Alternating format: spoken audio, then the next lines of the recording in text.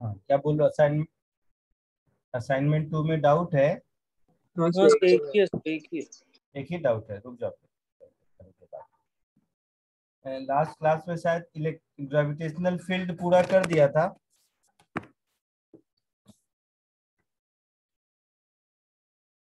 बोलो। तो क्वेश्चंस कराए थे आपने? हाँ, तो पूरा ग्रेविटेशनल। मतलब ग्रेविटी स्टार्ट किया था और फिर क्वेश्चंस किए थे। नहीं नहीं, ग्रेविटेशनल फील्ड पूरा कर दिया था जहां तक मुझे ध्यान है।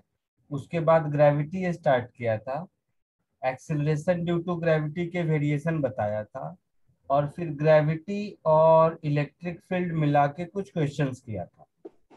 नहीं हाँ सर नहीं। है ना?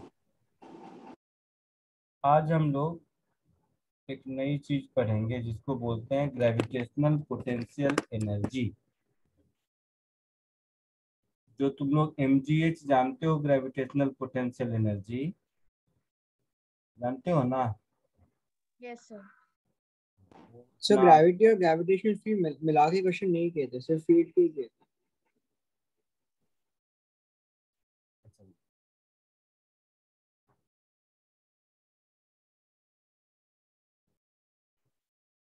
Gravitational potential energy.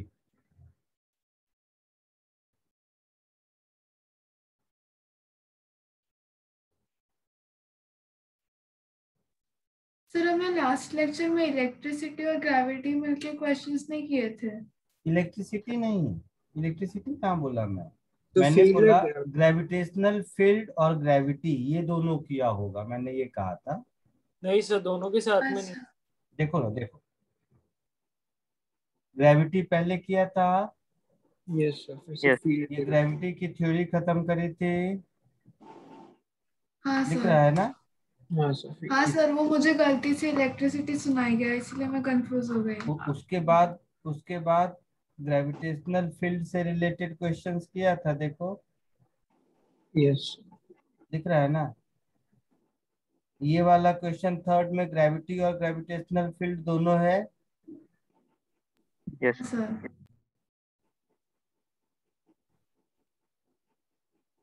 ठीक है। आज हम लोग पढ़ेंगे ग्रेविटेशनल पोटेंशियल एनर्जी। तो थोड़ा बहुत हल्का सा आपको mgh वाला टर्म पता है कि उसको ग्रेविटेशनल पोटेंशियल एनर्जी कहते हैं, लेकिन वो बहुत सिंप्लीफाइड वर्जन है। ग्रेविटेशनल पोटेंशियल एनर्जी को हम लोग ब्रॉडली दो पार्ट में कैटेगराइज करते हैं। एक्चुअल में ग्रेविटेशनल पोटेंशियल एनर्जी, ग्रेविटेशनल ही नहीं, दुनिया का कोई भी पोटेंशियल एनर्जी वर्ड जहां कहीं भी है, पोटेंशियल एनर्जी वर्ड जहां कहीं भी है, चाहे वो ग्रेविटेशनल फील्ड का होगा तो ग्रेविटेशनल पोटेंशियल एनर्जी कहेंगे। इलास्टिक फील्ड का होगा तो इलास्टिक एनर्जी कहेंगे, जो स्प्रिंग का पढ़ते हो। इलेक्ट्रिक फील्ड का होगा तो इलेक्ट्रोस्टैटिक पोटेंशियल एनर्जी कहेंगे, उसी तरह मैग्नेटिक वाला कहेंगे। पोटेंशियल एनर्जी वर्ड जहां कहीं भी आएगा, इसका एक सिंपल मतलब यही है कि किसी भी एक सिस्टम को असेंबल करने में अगेंस्ट देयर इंटरनल फोर्सेस जो वर्क करना पड़ता है, वही वर्क सिस्टम में जिस किसी भी फॉर्म में स्टोर होता है, उसको हम लोग पोटेंशियल एनर्जी कहते हैं। अब वो इंटरनल फोर्सेस जैसे जैसे अलग अलग होंगे, नाम अलग अलग होता जाएगा। जैसे स्प्रिंग का इलास्टिक पोटेंशियल एनर्जी, ग्रेविटी का ग्रेविटेशनल पोटेंशियल एनर्जी, इलेक्ट्रोस्टैटिक्स का इलेक्ट्रोस्टैटिक पोटेंशियल एनर्जी। आई बात समझ में? यस। तो ये एक जनरल पोटेंशियल एनर्जी की कहानी है। स्पेसिफिकली ग्रेविटेशनल पोटेंशियल एनर्जी का मतलब है, it is defined as work done in assembling a system against their mutual gravitational attraction. आई बात समझ में? है ना? यस। तो दो तरह की बात होती है। एक को हम लोग कहते हैं इंटरैक्शन एनर्जी। देखो, और भी ब्रॉड माइंड होके सोचोगे तो वो दोनों भी एक ही है, लेकिन हाँ कन्वेंशन है इसलिए मैं कह देता हूँ सेल्फ वाला सेकंड पार्ट। फर्स्ट को कहते हैं इंटरैक्शन एनर्जी,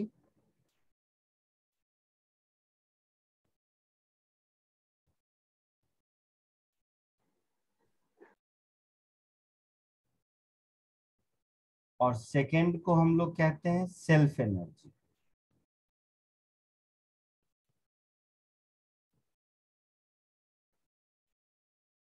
तो एक एक करके सीखेंगे। पहले हम लोग इंटरैक्शन एनर्जी सीखते हैं।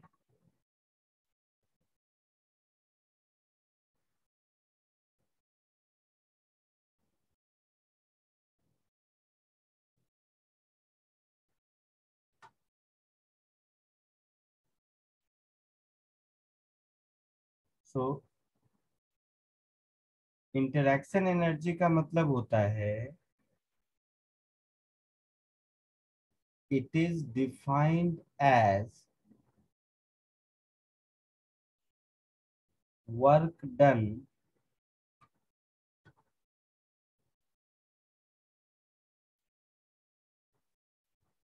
by external force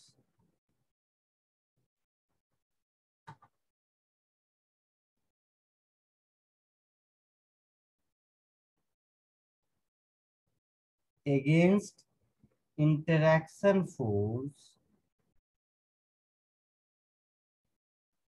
against interaction forces। Precisely मुझे ग्रेविटेशनल इंटरेक्शन लिखना चाहिए, बट कोई ये जनरल टर्म है, ग्रेविटेशन चैप्टर में है तो वो फोर्स ग्रेविटेशनल होगा। Against interaction forces in assembling a system। लिखना मत, जरा ध्यान से समझो। इसमें work done by external force है, देखोगे ध्यान से। अब खुद सोचो, एक्सटर्नल फोर्स का वर्क डन क्या, क्यों एक्सटर्नल फोर्स को क्यों वर्क करना पड़ रहा है? क्योंकि इंटरनल फोर्स ऑलरेडी प्रेजेंट है। जैसे मान लो इस मोबाइल फोन को मैंने यहां से उठाकर ऊपर रख दिया, तो मुझे वर्क क्यों करना पड़ रहा है? क्योंकि मुझे ग्रेविटेशनल फील्ड के अगेंस्ट काम करना है। हाँ सर। इसका mg नीचे लग रहा है, या फिर इसको ऊपर से नीचे ही लाना है एक जगह से दूसरे जगह तक, तो मुझे वर्क क्यों करना पड़ेगा? क्योंकि अगर मैं छोड़ दूंगा तो ये गिर जाएगा। इसमें मैं इसको छोड़ दूंगा तो ये गिर जाएगा, यूनिफॉर्मली ऊपर से नीचे नहीं आएगा। इसकी काइनेटिक एनर्जी इंक्रीज होगी। तो अगर मुझे किसी भी सिस्टम को यहाँ पर इस पर्टिकुलर केस में मैं वर्क किसके अगेंस्ट कर रहा हूँ? तो mg के अगेंस्ट कर रहा हूँ। वैसे ही कोई भी एक सिस्टम बनाने में जो सिस्टम के इंटरैक्शन फोर्सेस हैं उसके अगेंस्ट वर्क करना पड़ता है। क्लियर है? Yes sir. यस। यस जैसे अट्रैक्टिव फोर्स है, जैसे एक मास यहाँ है दूसरा मास यहाँ है, दोनों मास को मुझे r डिस्टेंस पे रखना है, तो क्या है, दोनों अट्रैक्टिव फोर्सेज हैं। तो मुझे ऑब्जेक्ट को अट्रैक्टिव फोर्स के अगेंस्ट फोर्स लगाकर डिस्टेंस r तक लाना होगा, यस सर। है ना? यही रिपल्सिव फोर्स होगा। तो उस केस में भी मुझे उस फोर्स के अगेंस्ट ही फोर्स करना है, पुल करके खींच के लाना है। यस तो Yes. दोनों ही केस में मुझे इंटरैक्शन फोर्स के अगेंस्ट वर्क करना पड़ता है। तो इस बात को थोड़ा और ब्रॉड माइंड होके सोचे तो work done by external force को मैं ऐसे भी डिफाइन कर सकता हूं, negative of work done by field force, yes sir. हाँ सर। है ना? या तो work done by external force बोलूं या negative of work done bye interaction force बोलूं, एक ही बात है। Yes yes. तो इस बात को तो work done by external force बोल दूं या फिर इसको negative of work done bye interaction force बोल दूं, एक ही बात है। आई बात समझ में? यहां तक समझ आया? Yes sir. अब एक एग्जाम्पल दो, सब लोग सुनना ध्यान से। मैं लिखने को टाइम दूंगा, घबराओ मत, बट ये फंडामेंटल एक बार दिमाग में बैठ गया तो फिर आपका काम चलेगा। सपोज ये एक पॉइंट मास m1 है और ये एक दूसरा पॉइंट मास m2 है और कहीं कुछ भी नहीं है। हम लोग एक सिस्टम बनाना चाहते हैं जिसमें ये m1 m2 r डिस्टेंस पर रहे, ठीक है? हमारा कॉमन सेंस कहता है कि आर डिस्टेंस पे रह ही नहीं सकता है, अट्रैक्शन की वजह से दोनों पास आ जाएगा। हाँ हाँ है ना? सर। तो ऐसा एक सिस्टम असेंबल करने के लिए मैं क्या करूंगा, कहीं से इनफाइनाइट एक दूसरे ग्रेविटेशनल फील्ड से दूर इंफिनिटी से कहीं से m1 मास को ला के रख दिया। Yes. हाँ इसमें तो कोई वर्क नहीं करना पड़ा। यस अब m1 को जब यहाँ रख दिया, अब अगर मैं m2 को कहीं से लाके यहाँ रखूंगा तो मुझे वर्क करना पड़ेगा, क्योंकि अब m1 का इंटरेक्शन फोर्स m2 पर लग रहा है। Yes, sir. Yes, sir. Clear है? हाँ हाँ सर। Yes, sir. सो इस केस में work done by external force क्या होगा वो समझो। फोर्स F डॉट dx का integral from x is equal to infinity to x is equal to r। ये बात समझे? Yes, sir. F1 m1 मास पहले से था, m1 मास पहले से था, मतलब m1 को कहीं से लाए तो वर्क नहीं करना पड़ा। Yes, sir. अब m1 को यहाँ फिक्स कर दिया, अब m2 को इंफिनिटी से इस पॉइंट तक ला रहे हैं। तो जैसे जैसे इस पॉइंट से डिस्टेंस अलग अलग होगा वैसे वैसे फोर्स अलग अलग लगेगा। Yes, sir. तो किसी इंस्टेंट पर मान लो ये मास m से x डिस्टेंस पर है। अब अगर मैं फर्दर dx इधर आऊंगा तो मुझे एक्सटर्नल फोर्स किधर लगाना होगा, इधर। तो ये मेरा एक्सटर्नल फोर्स हो गया, ये मेरा dx वेक्टर हो गया, है ना? तो मुझे इसके अगेंस्ट वर्क करना पड़ेगा, Yes, है sir. ना? हाँ सर। तो मैं F को लिखूंगा, देखिएगा ध्यान से, G m1 m2 upon x square. ये फोर्स का मैग्नीट्यूड उतना ही होगा जितना कि ग्रेविटेशनल अट्रैक्शन का है, न उससे कम न उससे ज्यादा, नहीं तो काइनेटिक एनर्जी इंक्रीज हो जाएगी, हाँ सर। हाँ, sir. है ना? तो दिस इंटू dx, इसका इंटीग्रल इंफिनिटी टू r, ऐसा लिखेंगे। Yes, sir. तो g m1 m2 बाहर, ये समझ में आ रहा है, 1/x² का -1/x हो जाएगा। Yes, sir. हाँ lower limit infinity, upper limit r। तो ये मेरा 2 पॉइंट सिस्टम का इंटरेक्शन एनर्जी मिल गया, -G m1 m2 upon r। ये एक फॉर्मूला हो गया। किसी को कोई डाउट? No sir. नहीं, पक्का Yes, sir. है डाउट? मैं पूछूंगा तो कहोगे हाँ। Interaction energy of 2 point mass system.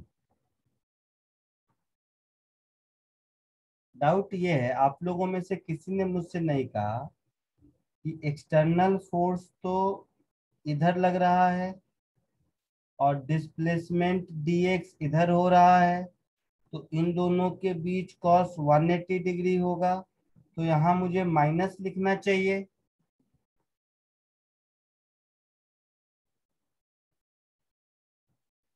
मेरा डाउट समझ आया? हाँ सर समझ हाँ, पा sir. गए। तो मैंने तो लिखा ही नहीं।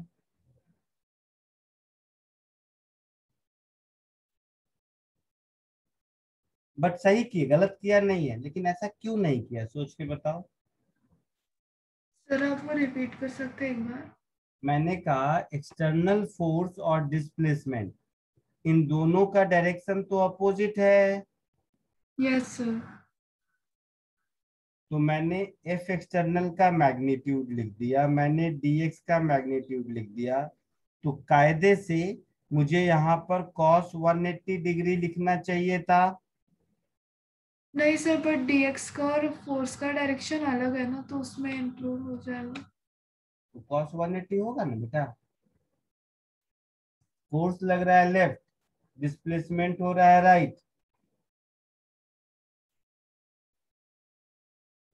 फोर्स लग रहा है राइट, डिस्प्लेसमेंट हो रहा है लेफ्ट। तो एफ और डीएक्स वेक्टर में तो 180 डिग्री है। हाँ सर। बोलो क्यों ऐसा नहीं किया।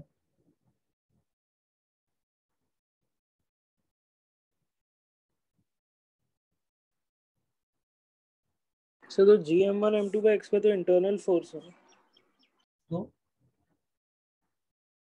अरे बेटा मैं ये कह रहा हूँ कि ये ग्रेविटेशनल अट्रैक्शन इस पर जितना लगेगा, एक्सटर्नल फोर्स मुझे उतना ही लगाना पड़ेगा, न कम न ज्यादा।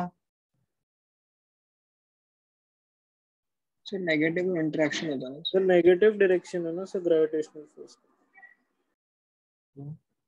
वर्क डन में फोर्स और डिस्प्लेसमेंट वेक्टर अगर एक दूसरे के अपोजिट हैं तो माइनस साइन आएगा ही आएगा। हाँ सर। क्यों नहीं आया यहाँ पर। सर क्योंकि इंटरेक्शन फोर्स में हम नेगेटिव साइन लग जाता है ना, आपने ऊपर दिखा। वो तो नेगेटिव साइन तो डायरेक्शन बताने के लिए है फोर्स का। तो जब डायरेक्शन मैं इधर दिखा ही रहा हूँ कि इस पर एफ ग्रेविटेशनल फोर्स का डायरेक्शन इधर है, मतलब मुझे एक्सटर्नल फोर्स इधर लगाना पड़ेगा। और मैंने अभी डिफाइन किया है work done against external, work done by external force और negative of work done by gravitational force, है ना।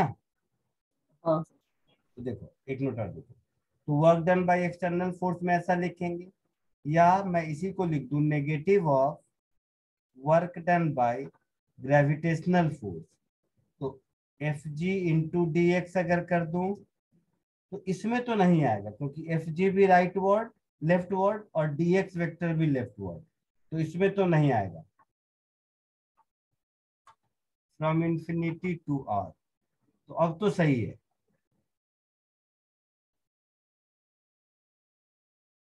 मतलब यहां तक तो सही है। तो या तो मैं ये लिखूंगा या ये लिखूंगा। तो जब ये लिखूंगा तो यहाँ पर एक माइनस आएगा अगर मैं ये वाला लिखता हूँ, और ये दोनों में माइनस नहीं आएगा। लेकिन जो पहले लिखा था वो लिखता हूँ, तब तो कायदे से मुझे dx वेक्टर और f वेक्टर के बीच cos 180 का माइनस तो आना चाहिए। यस आना चाहिए। तो क्यों नहीं आया।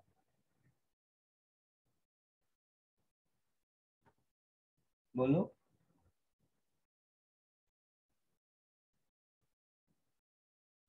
सुनो, ध्यान नहीं दिया है आप लोगों ने, बेसिक फंडामेंटल कैलकुलस है। एक्स मैंने किधर लिया है, राइट से लेफ्ट, हाँ सर। हाँ सर। और मेरा dx किधर है, मैंने लेफ्ट से राइट एक्स लिया है, तो dx तो उल्टा है ना। हाँ सर। समझ रहे हो। हाँ सर समझा। हाँ सर। तो जो मेरा x है, x का डायरेक्शन मैंने लेफ्ट, इधर लेफ्ट से राइट लिया है, तो आइडियली dx मेरा इसी में आगे लेफ्ट से राइट होना चाहिए ना।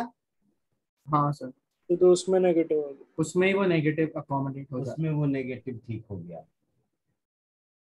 जैसे कोई भी वेरिएबल में अगर x मैं राइट से लेफ्ट, लेफ्ट से राइट जा रहा हूँ, तो dx उसी में फर्दर इंक्रीमेंट है ना। हाँ सर। हाँ sir. dx is further increment in x, लेकिन यहाँ पर dx उल्टा है, x के अपोजिट है, उसमें वो माइनस कंपनसेट हो गया है, जो जाने अनजाने में हमें पता नहीं चला। ठीक है। खैर इतनी जरूरत नहीं, आपको ये फॉर्मूला याद रहेगा मोटा मोटा। ये जब मतलब आप लोगों को डाउट नहीं था, मैंने जबरदस्ती डाउट पूछ लिया। कॉपी कर लीजिए पहले इसको, फिर आगे बढ़ते हैं।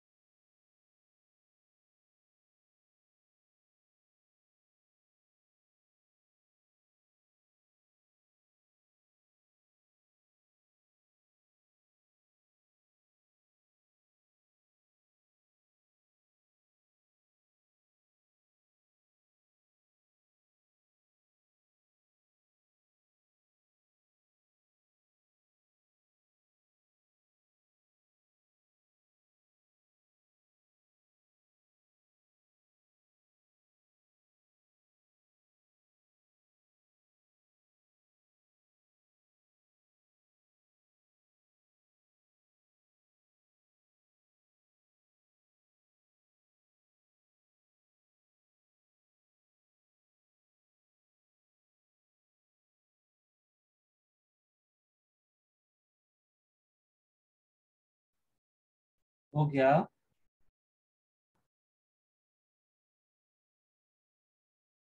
हो गया? Yes, sir. Yes, sir.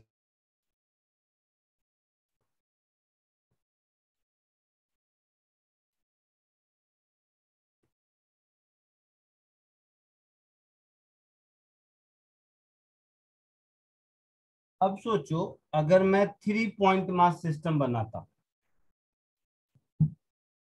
ठीक है, अगर मैं 3 पॉइंट मास सिस्टम बनाता तो इंटरेक्शन एनर्जी कितना होता? ये तो 2 पॉइंट मास सिस्टम था, तो 3 पॉइंट मास सिस्टम देख लेंगे, फिर शायद हम लोगों को पता चल जाएगा कि कितने भी पॉइंट मासेस का सिस्टम हो, इंटरेक्शन एनर्जी कितना होता है। ठीक है, Yes. So interaction energy of a system of 3 point masses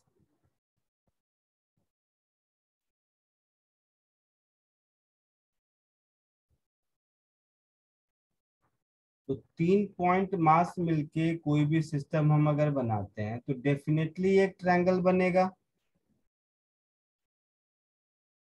है ना? आरा तिरछा टेढ़ा मेढ़ा कैसा भी हो, तीनों पॉइंट मास के पॉइंट को अरेंज करेंगे तो एक ट्रायंगल तो बनेगा ही ना। हाँ.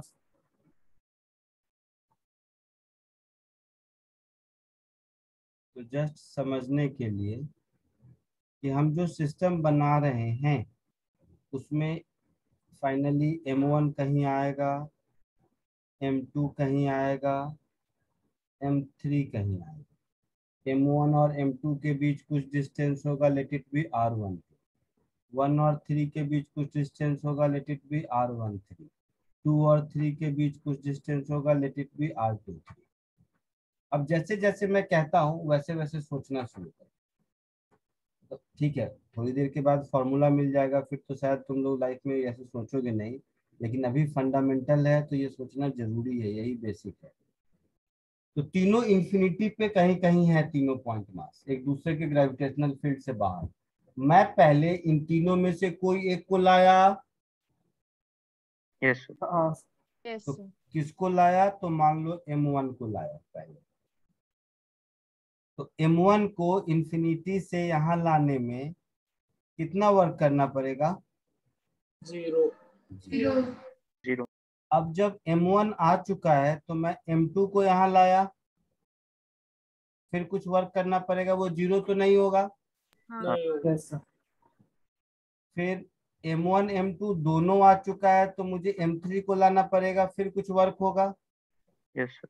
Yes, sir. ये तीनों वर्क मिला के जो बनेगा यही इस सिस्टम का पोटेंशियल एनर्जी होगा। Yes. Yes. मेरा फंडामेंटल डेफिनेशन तो यही कहता है। हाँ. अब देखो, पहले M1 को लाया, ऑर्डर कोई भी ले सकते हो, मैंने M1 से स्टार्ट किया, पहले M1 को लाया तो ये तो हो गया 0। अब M1 आ चुका है और M2 को लाया तो अभी देखा था कितना होगा, माइनस CM1 जी M2 M1 M2 upon R12। R12 yes sir. Yes. अब देखिए, अब क्या है, M1 M2 दोनों है और M3 को लाना है, तो वर्क डन स्केलर क्वांटिटी है, ऐड होगा, यस सर। Yes, sir. तो minus G M1 M3 upon R23, ये M1 के इंटरेक्शन के अगेंस्ट वर्क डन है, Yes, sir. 1 3. Sir R13. और ये M2 के इंटरेक्शन के अगेंस्ट वर्क डन है। Yes. Yes, sir.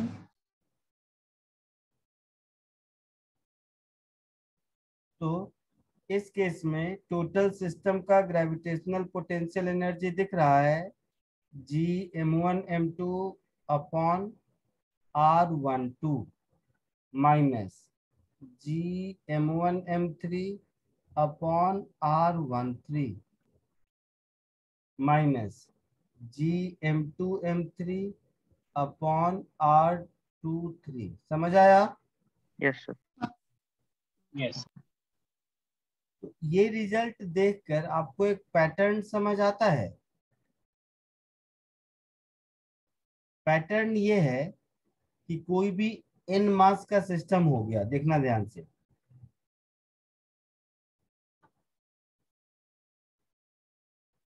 For system of n point masses,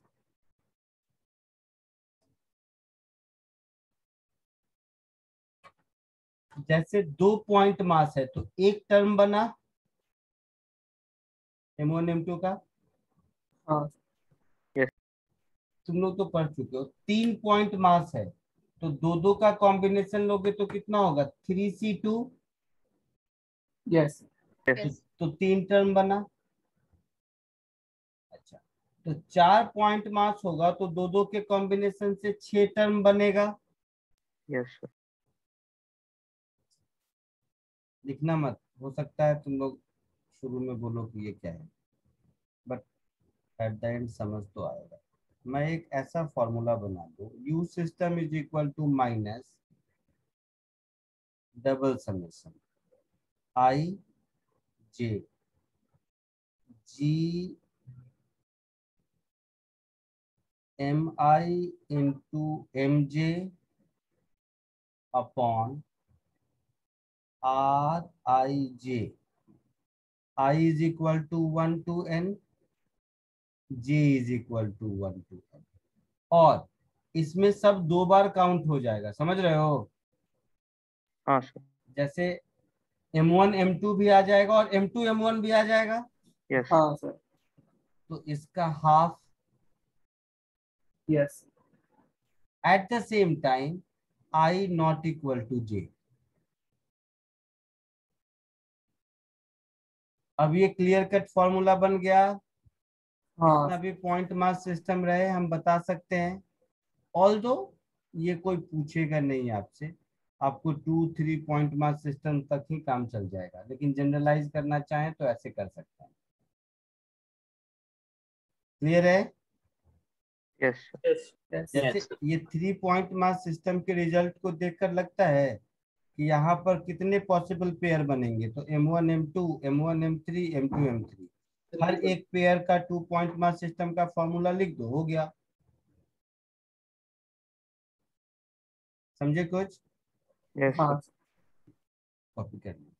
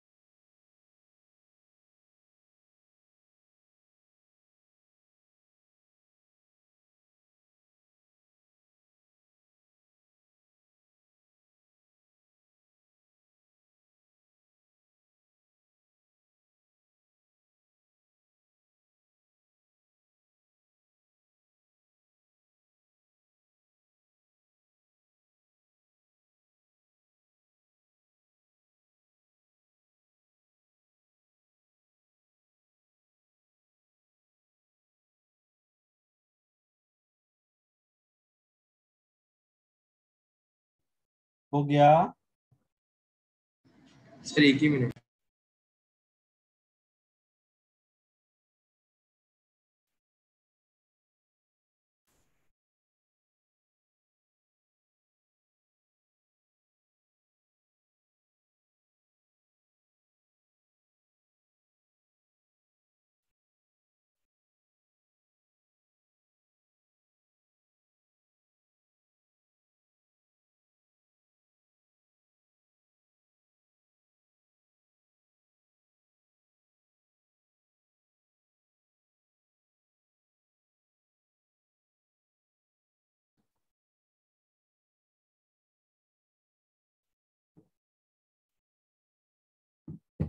हो गया।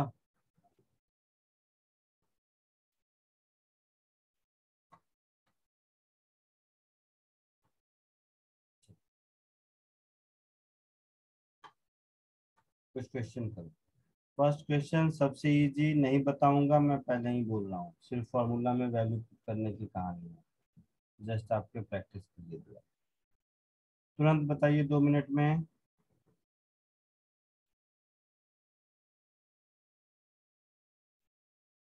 दिख रहा है सबको? हाँ sir. Yes, sir.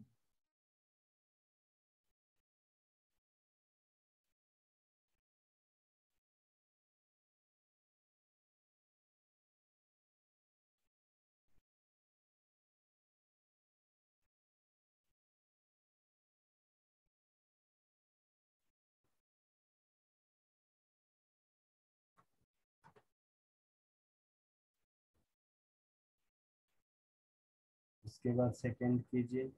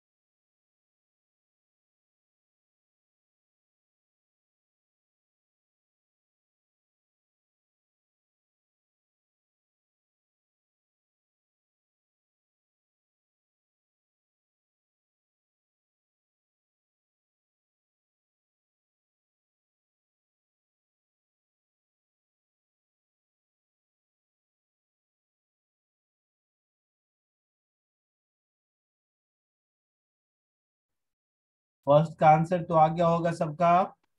Yes yes sir आ गया। Yes, first sir. में तो कुछ है ही नहीं, सब एम एम एम है। तो potential energy of the system, a का आंसर हो जाएगा -3 GM² अपॉन D²। होगा ऐसा? बाय डी ना सर डी होगा ना? डी होगा ना सर? हाँ डी होगा, नॉट स्क्वायर, सॉरी। बी का आंसर होगा इसमें 3/2 DGM²। 3/2 यस होगा। Sir work done. तो फाइनल माइनस इनिशियल, यस तो फाइनल में यहाँ 2D आ जाएगा, है ना? Yes sir. यस तो -3 GM² upon 2D plus 3 GM² upon 2D upon D, sorry, ऐसा होगा। So finally answer will be +3 GM² upon 2D। कोई दिक्कत नहीं।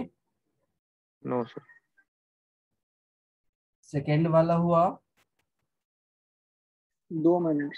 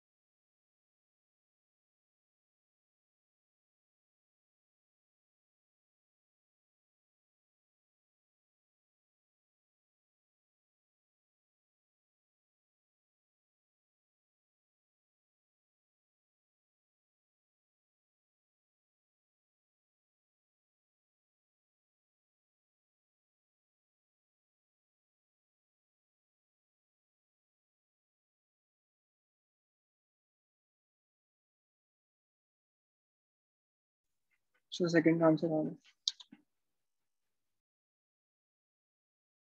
यस यार क्या आया? सो √2GM1 + M2/D। यस सर यही है।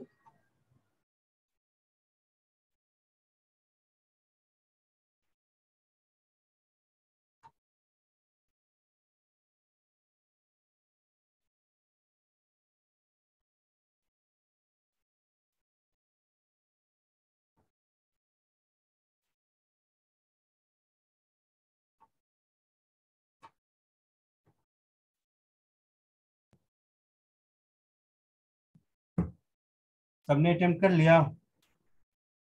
हाँ सर।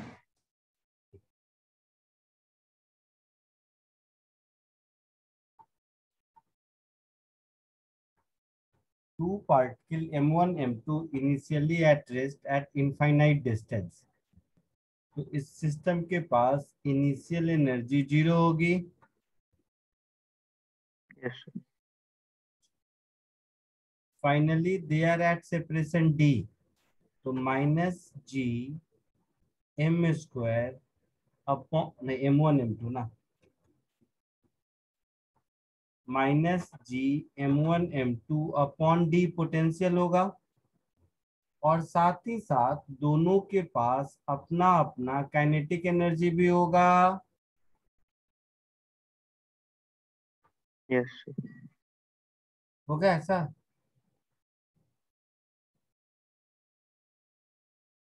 दोनों को इक्वेट कर दो, एनर्जी कंजर्वेशन लगा लो, क्योंकि दोनों एक दूसरे पर इक्वल फोर्स लगा रहा है, अब इक्वल अपोजिट, तो नेट फोर्स जीरो होगा, तो कंजर्वेशन ऑफ एनर्जी लगा ही सकते हैं, लगा सकते हैं ना? Yes, sir. Yes, sir.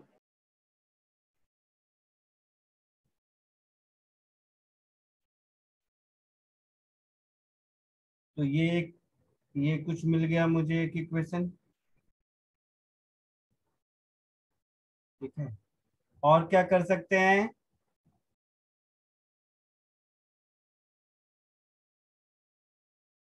और क्या कर सकते हैं बताओ? Momentum conservation. हाँ, ये सिस्टम का मोमेंटम भी कंजर्व रहेगा, क्योंकि net force equal opposite zero है, तो M1 V1 और M2 V2 इक्वल होगा मैग्नीट्यूड में।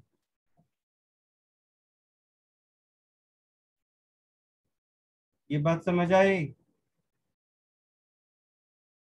Yes, sir. Yes, sir. तो applying law of conservation of linear momentum ऐसा लिख सकते हैं। Yes, sir. तो कोई एक V1 V2 में ढूंढ लेंगे, दूसरा मिल जाएगा। तो सपोज V2 की वैल्यू यहाँ से उठा के यहाँ पुट कर दो, तो half M1 V1 plus half M1 upon M2 का whole square, this is GM1 M2 upon D, Yes. होगा? बोलो।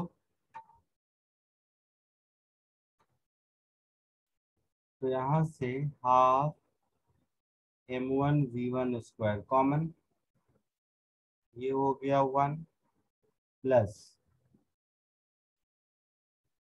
ये हो गया M1 अपॉन M2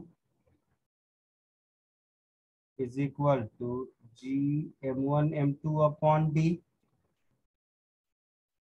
होगा?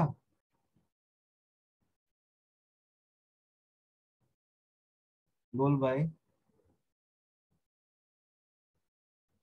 तो ये M1 को हटा दो, तो ये M1 को हटा दोगे तो तुम्हें यहाँ से V1 दिख रहा होगा 2GM2 upon D into M1 plus M2 का अंडर रूट। Yes, sir. दिख रहा है सबको? तो इसी तरह कॉमन सेंस से लग रहा है V2 क्या हो जाएगा? √2GM1 अंडर रूट 2GM2 की जगह M1 upon D M1 plus M2। Yes. Yes. तो आपसे क्या पूछा है? वेलोसिटी ऑफ अप्रोच पूछा है शायद ना, रिलेटिव वेलोसिटी। Yes. तो under root 2G upon D M1 plus M2 ऐसा, और इधर हो जाएगा M1 प्लस M2।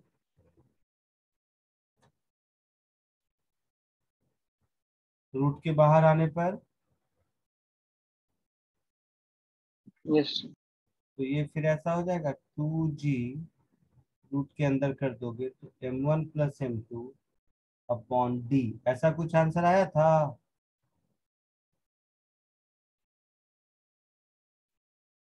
बोलो। ऐसा यही आंसर आया था? हाँ सर। Copy Yes. कर लो इसको। जिसको ये आंसर आया था ऐसे ही किया था या कुछ और किया था? यही किया था। ये किया था। इसका वन लाइनर सॉल्यूशन भी है, बताता हूँ मैं, बट पहले से कॉपी कर लो, ऐसे नहीं समझा। जो मैं जाने अनजाने में तुम लोगों को बता चुका हूँ और वो जीनियस वाले बैच में बहुत प्रैक्टिस भी करा चुका हूँ। सेंटर ऑफ मास फ्रेम से लिखेंगे तो एक लाइन में आंसर हाँ बता सर सकते समझ गया। सर वो रिलेटिव मास और रिलेटिव वेलोसिटी। हाँ सर। हैं। उसमें इस 2 पॉइंट मास सिस्टम को सिंगल पॉइंट मास में कन्वर्ट कर दो। मास की जगह रिड्यूस मास और वेलोसिटी की जगह रिलेटिव वेलोसिटी। एक लाइन का क्वेश्चन है ये। यस बताता हूँ उसको, बट पहले से कॉपी कर लो उसके बाद।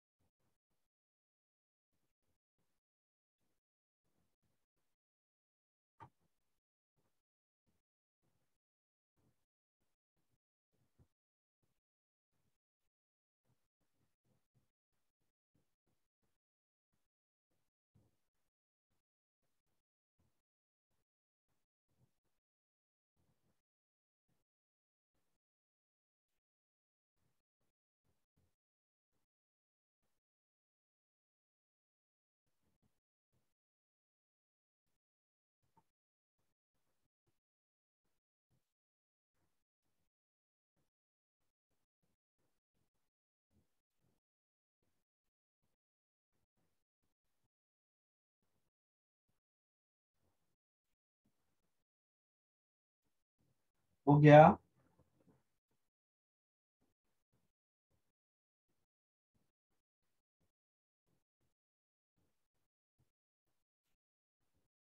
हो गया, लिख लिया आप लोगों ने?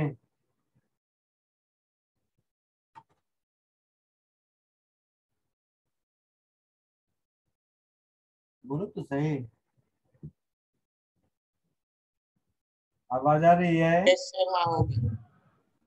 लिख लिया सबने? यस एक अल्टरनेटिव मेथड जो मैं बोला, देखो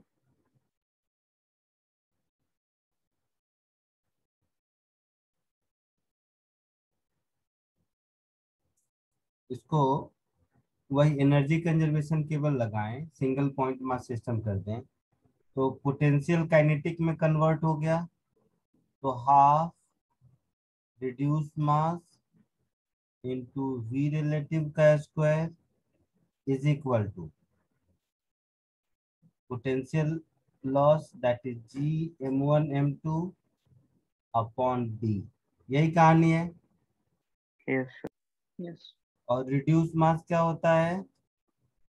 M1 M2 अपॉन तो M1 divided by 1%। m1 m2 upon m1 plus m2 into v relative का square is equal to g m1 m2 upon d। आया समझ में? Yes, sir. Yes. तो यहाँ से v रिलेटिव आपको मिल जाएगा twice of g m1 plus m2 by d का अंडर रूट। आया समझ में? Yes, sir. तो ये मेथड भी थोड़ा मुझे ज़्यादा इफेक्टिव लगता है सेंटर ऑफ मास फ्रेम से करना।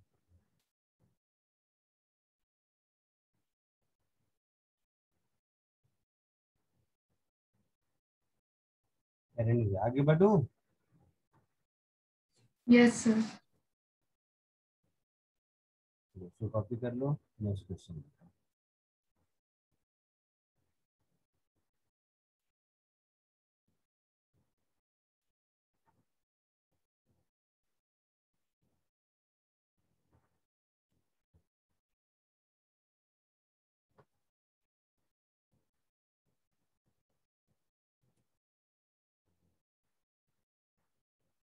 सिमिलर क्वेश्चन है।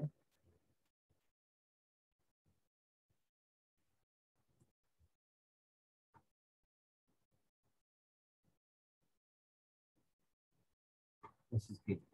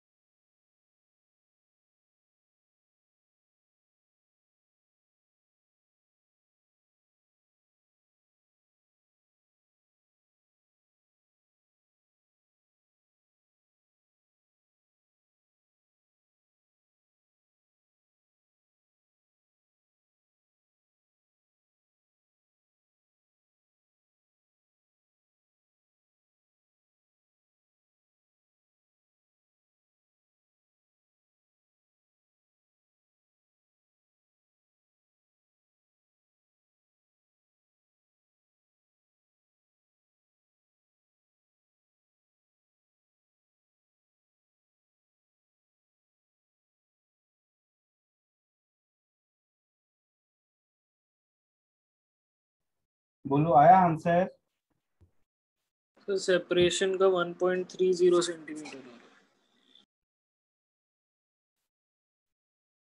कम आंसर कर दिया।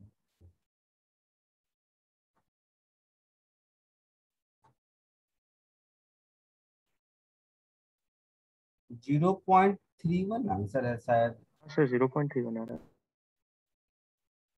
0.31 मीटर आंसर दिया है।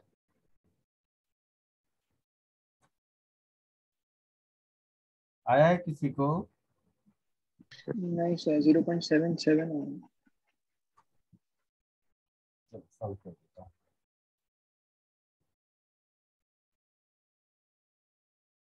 पहले वो 1 मीटर पर था। Yes sir. Yes sir. तो पहले 1 मीटर पर था। इसका मास 1 kg, इसका मास 2 kg। Find the speed of A when B is 3.6 centimeter per hour. अच्छा, तो थोड़ी देर के बाद ये A है और ये B। तो A कहीं यहाँ आ गया, B कहीं यहाँ आ गया। सेपरेशन दोनों के बीच का D है, ये D मुझे ढूंढना है। इस समय B की वेलोसिटी है 3.6 सेंटीमीटर पर आवर। ठीक है, यस सर। तो B का अगर इतना है तो A का डबल हो जाएगा मोमेंटम कंजर्वेशन से। 7.2। 2 सेंटीमीटर पर। ऐसा हो जाएगा। यस।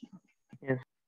तो अगर मैं एनर्जी कंजर्वेशन लगा दूं तो -G m1 m2 upon 1 metre is equal to -G m1 m2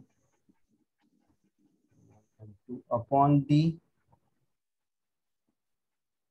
plus kinetic energy. तो काइनेटिक एनर्जी लिखने का दो तरीका है। एक तो रिड्यूस मास वाले से भी लिख सकते हैं और नहीं तो इंडिविजुअली भी लिख सकते हैं, जैसा तो बोलोगे। रेडियस से रखते हैं, उससे इजी हो जाएगा। हाँ बस ठीक है। 1/2 × 1 × 7.2 सेंटीमीटर पर आवर को मीटर पर सेकेंड में करोगे तो कितना होगा? 2 × 10⁻⁵। रिलेटिव चाहिए ना, तो 10.8 हुआ। अलग अलग लिख रहा हूँ। 7.2 सेंटीमीटर को 10⁻⁻² कर दो तो मीटर हो गया। Divided by 3600। पर आवर है तो पर सेकेंड के लिए 3600 ऐसा हो गया। Yes sir. Plus half 2 into 3.6 into 10⁻² upon 3600 ऐसा कुछ होगा। Yes sir. इसको इधर ले जाओ तो 2G into 1/D-1 is equal to, ये हो जाएगा 1/2 इंटू 1 और ये कितना हो जाएगा? So 2 into 10⁻⁻⁵। -8। 2 2 जा 4 इंटू 10⁻⁻8 दिख रहा है।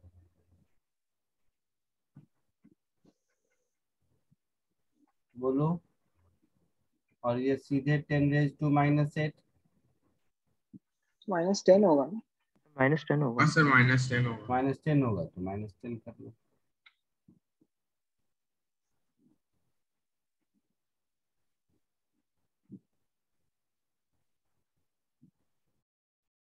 ऐसा ठीक है। हाँ तो दोनों मिला के 3 इंटू 10⁻⁻10। जी की वैल्यू कितनी होती है? 6.67 into 10⁻⁻11।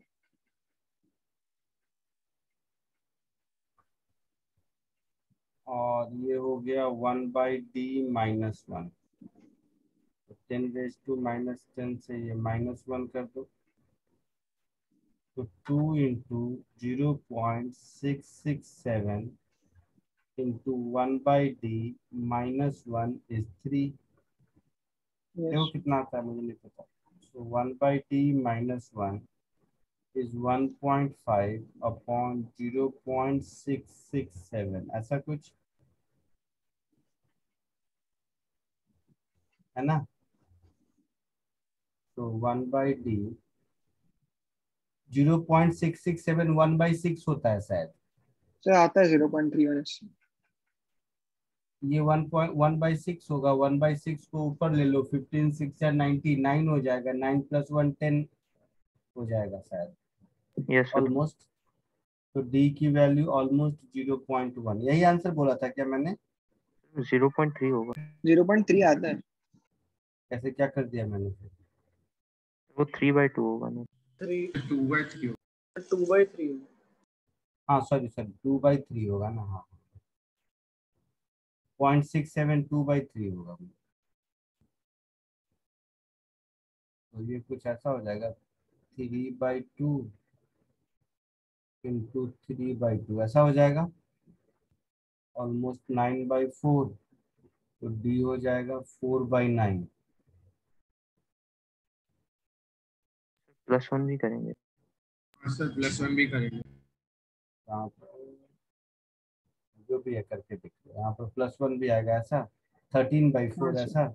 हाँ सर, सब सर होके आता है sir 0. Upon approx 3.3। D is 0.31। आगे बढ़ूं? Yes sir.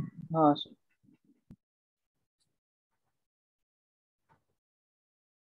चलो, अब हम लोग देखते हैं सेल्फ एनर्जी। तो ये तो हो गया इंटरैक्शन एनर्जी के कारण।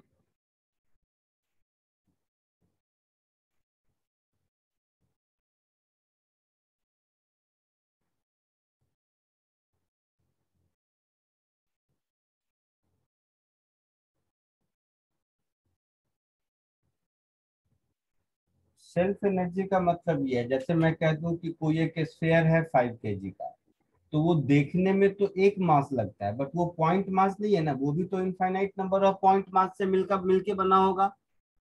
यस। तो उस एक सिंगल मास, जो सिंगल यूनिट मुझे लगता है, जैसे हॉलो स्फीयर, सॉलिड स्फीयर, ये सब देखने में एक सिंगल कॉन्फ़िगरेशन लगता है, बट एक्चुअली उसको भी बनाने में बहुत सारे infinite number of point masses use हुए होंगे, है ना। यस तो सर। वो कंस्ट्रक्ट करने में, मतलब वो ही नहीं, कोई भी, जैसे ही मान लो ये एक पेन है, तो इस पेन में क्या है, infinite number of point mass against their mutual gravitational attraction एक जगह पर एसोसिएटेड है ना। मतलब infinite number of point masses को मिलाकर यह एक पेन बनाने में वर्क हुआ होगा। ये वर्क इसका सेल्फ एनर्जी कहलाएगा। Yes sir. आई बात समझ में? हाँ तो ये क्या है, work done in assembling all the particle of a body to provide a given definite shape configuration, ऐसा कुछ है ना। So work done in assembling, क्योंकि अभी क्या देखा था हमने, 2 point mass system, 3 point mass system, ऐसा था। ये किसी ऑब्जेक्ट को असेंबल करने में तो इनफाइनाइट पॉइंट मास सिस्टम लगेगा। तो इस तरह का, तो इस तरह के अलजेब्रिक एडिशन से तो काम चलेगा नहीं। Yes sir. So work done in assembling infinite number of point masses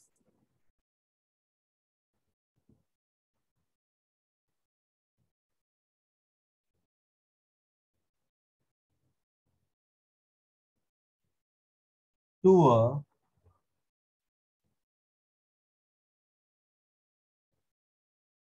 definite shape and size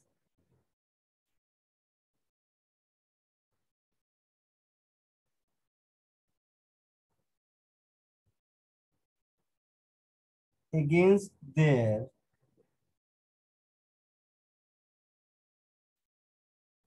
mutual gravitational attraction.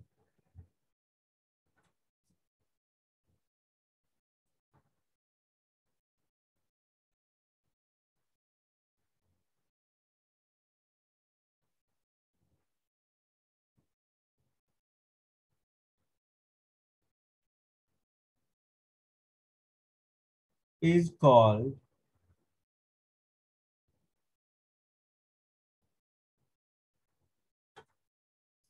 self energy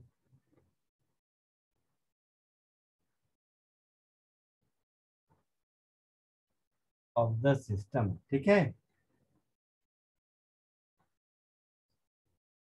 जैसे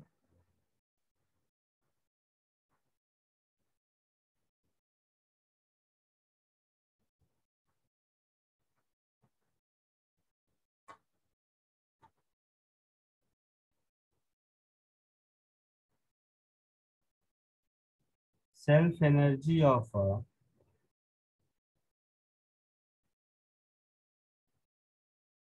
uniform hollow sphere.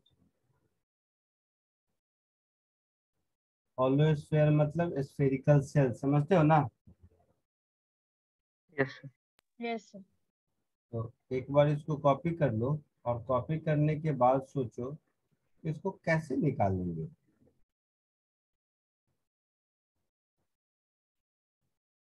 एक hollow sphere है जिसका रेडियस r है और मास m है. इसका सेल्फ एनर्जी, जैसे जैसे ऊपर इंटरेक्शन एनर्जी निकाला था, एक्चुअल में है वही, बट फर्क सिर्फ इतना है कि उसमें डेफिनेट नंबर था और इसमें इनफाइनाइट नंबर है ना? Yes, sir. एक बार पहले इसको कॉपी कर लो, फिर इस पर सोचो तो जरा कैसे निकाल पाएंगे.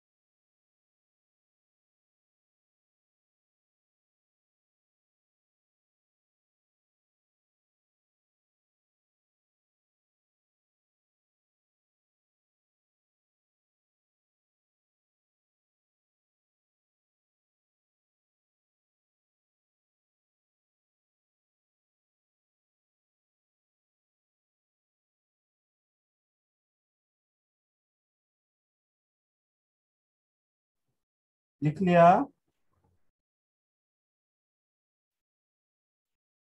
बोलिए।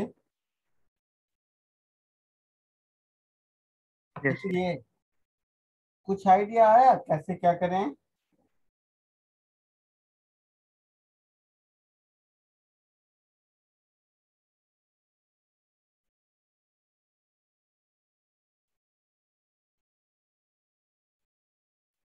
बोलो।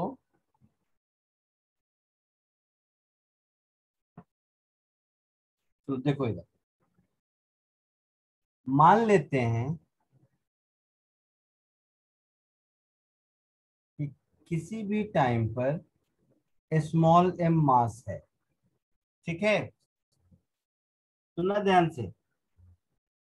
किसी भी टाइम पर हॉलो स्फीयर पर ऑलरेडी स्मॉल एम मास है। अब हम फर्दर इस पर मास ऐड करते जाएंगे जब तक कैपिटल एम मास ना हो जाए। yes, तो फर्दर डीएम मास ऐड करने में मुझे वर्क डन कितना करना पड़ेगा?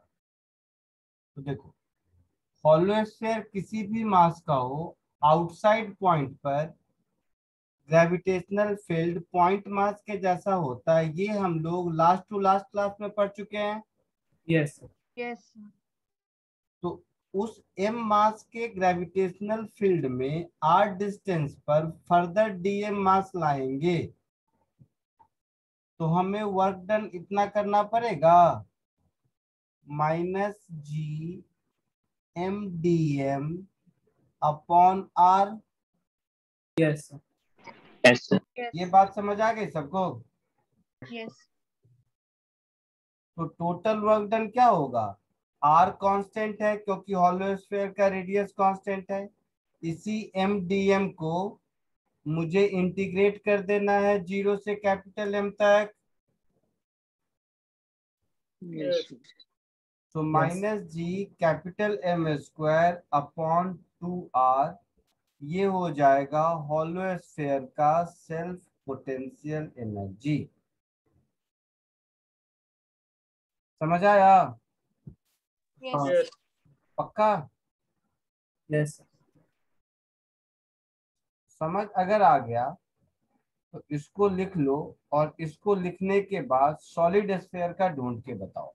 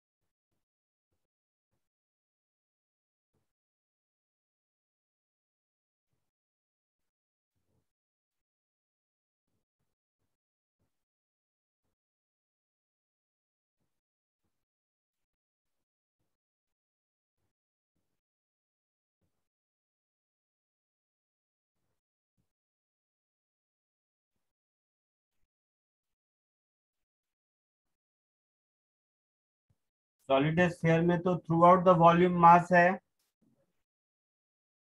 Yes, sir.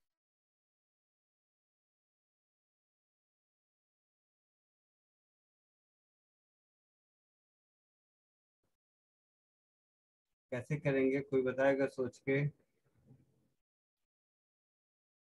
सॉल्व करना जरूरत नहीं है, मुझे आइडिया बता दो, मैं देखूं क्या सोच पा रहे हो। सॉल्व तो तो मैं कर ही। सॉलिड स्फीयर को बहुत सारे होलो स्फीयर जैसे ले और फिर तो फिर रेडियस फिर उसका चेंज करेंगे। इंटीग्रेट करेंगे। कैसे करेंगे लेकिन? उसमें तो रेडियस कांस्टेंट था, इसमें तो रेडियस भी इंक्रीज होगा ना। हाँ सर वही प्रॉब्लम।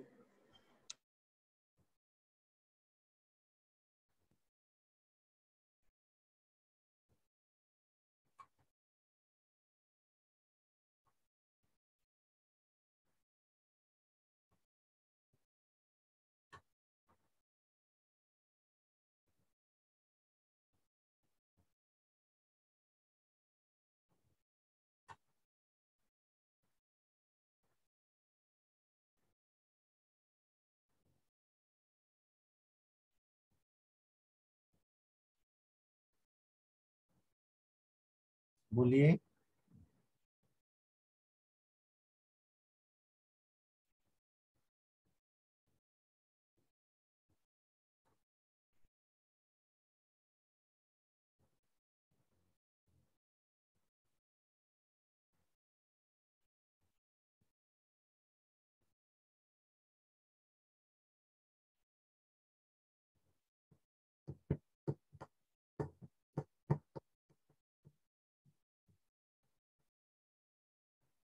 तो ऐसे देखो,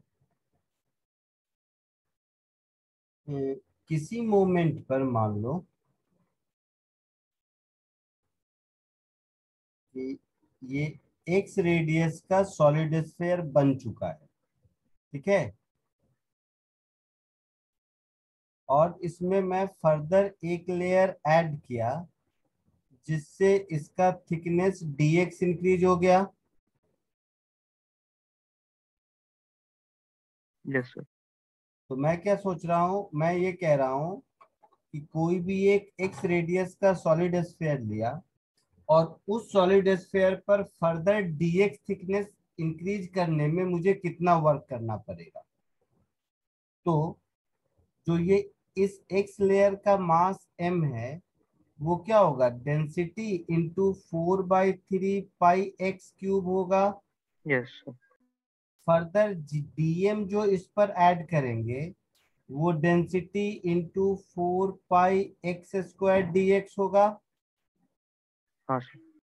तो केवल इस प्रोसेस में जो मुझे वर्क करना पड़ेगा वो होगा -GM/dm/x। समझ रहे हो? हाँ सर। यस। तो इसमें m और dm सब x के फॉर्म में लिख दो, फिर इंटीग्रेट कर दो 0 to r, सिंगल वेरिएबल हो गया।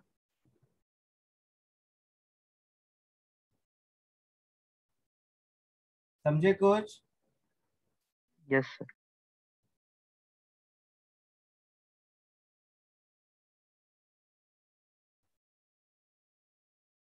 ऐसा कुछ होगा।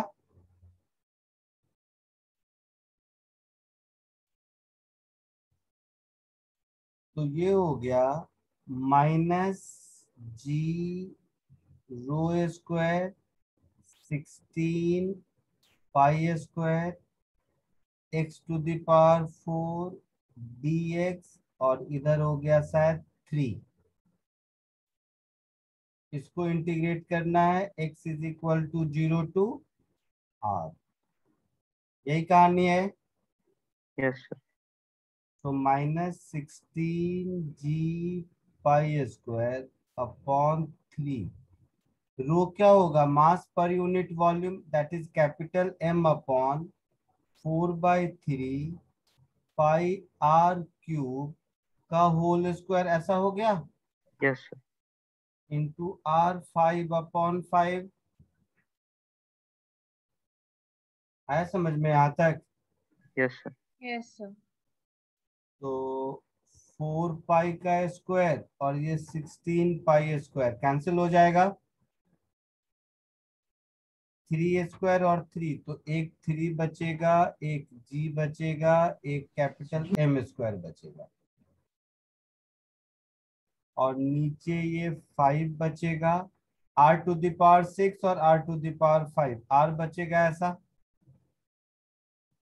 समझा कुछ? Yes sir. Yes, sir. पक्का? तो ये आपका आंसर हो जाएगा सेल्फ एनर्जी का सॉलिड स्फीयर के केस में।